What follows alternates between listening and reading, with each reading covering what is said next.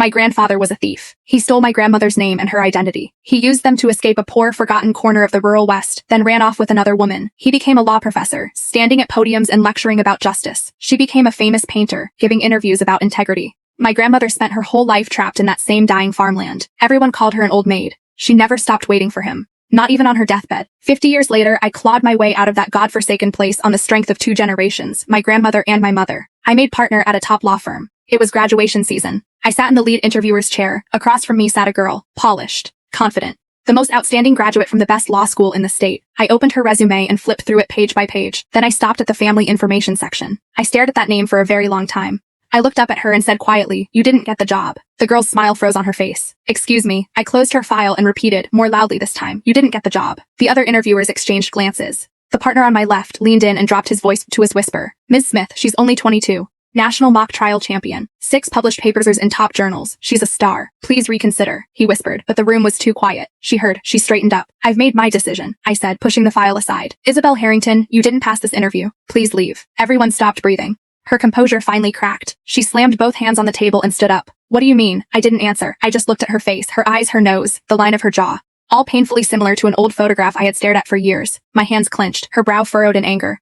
"Do you know who I am?" she demanded. "My grandfather is Professor Emeritus of Law at State University. My grandmother is a renowned painter, a lifelong academician of the National Academy of Fine Arts. Both my parents were federal judges. Everyone in the legal world knows their names. I graduated first in my class from the best law school in the country." With every sentence, her confidence grew. "Tell me," she said, nearly looking down at me now. "What exactly am I missing?" "Grades are only one factor," I said, keeping my voice calm. "In this profession, I also care about character and a clean disciplinary record. As for your family, they don't give you any extra credit here. Please leave." She stiffened.